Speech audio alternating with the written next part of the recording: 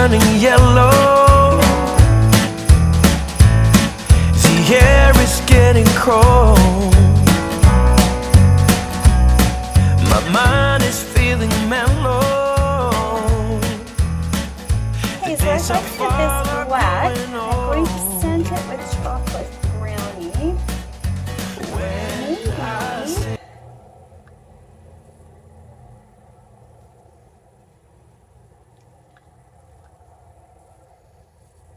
This is just some soap dough left over from the pepper nuts. So yeah, it's strong enough that it overpowers the pepper nut scent. Alrighty, so we're gonna just go ahead and work this, and I'm gonna work some charcoal into it, okay? So we get a nice dark black color. You can have little bits because, you know, the soap itself has little bits. In fact, I'm gonna go get some white soap bits because we're using, take out the brown ones, and the big brown bits, just for authenticity. Those ones just didn't melt at all. Oh my goodness, that one did not melt at all, which is too bad because it smells amazing.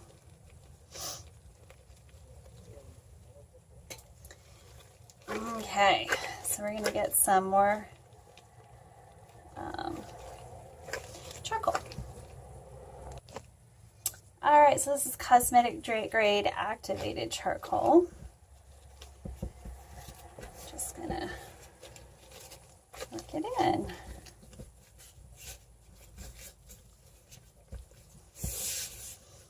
This will be really good for your skin.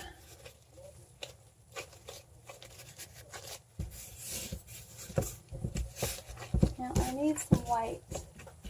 Need some white soap. Of course, all I have are activated charcoal hands right now.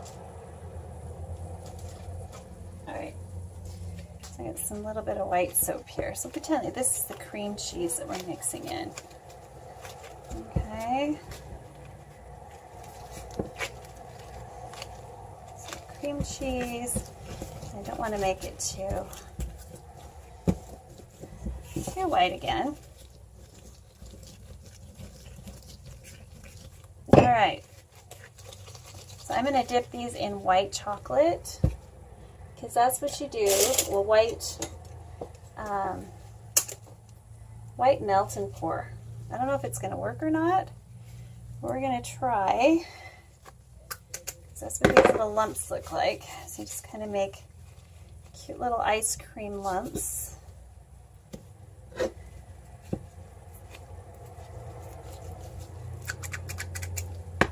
You want them to kind of look like that. Oh cool, I just made 3 and I used up some soap. Which is perfect. Now, this one we're going to do again because it has too much. As I use a cookie scoop just like this in my kitchen for these. And then I dip them in white chocolate. So we're going to dip these in, that one can be used here. It's smaller, and coconut melt and pour, so come back for that. Now while we're waiting for that to melt down, I'm also going to chop up some sprinkles for the top. So we're going to take some bits from the sides of scrapies, chop them up and toss them in a little bit of activated charcoal for sprinkling on top. So let me just go grab all that stuff and we'll get started with that. Now we're not going to need a lot of little sprinkles. We want these to look like Oreo crumbs. And what we're going for, just make sure it's nice and chopped, nice and small. And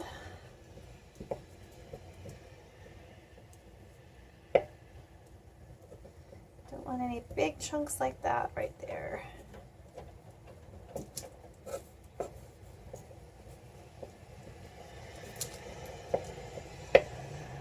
So this is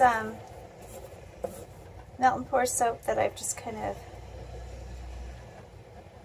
pull off the sides and put it in a container for making sprinkles and stuff with, rather than melting it down again. Now you can remelt it down, but this is another thing you can do with your next day scraping. If you scrape your holes and clean them up the day after you've made soap, when it's already all saponified. So that's about all we need. Now we're just going to toss them with a little activated charcoal. Okay, let's try this one. Now we may have to dip them a couple times.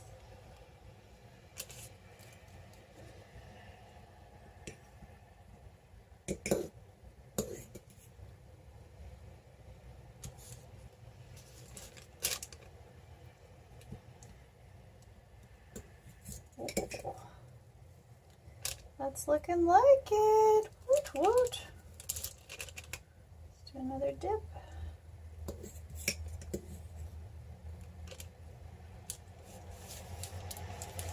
getting there. I've just got a few of these. This is going rather fast, rather quick. Do it one more time.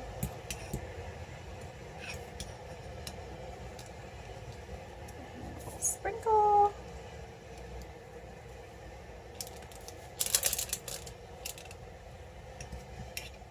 One more time.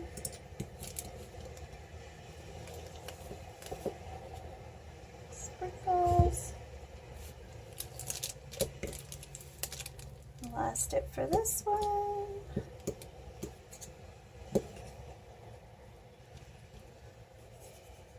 And some sprinkles. How cool is that? We have Oreo truffle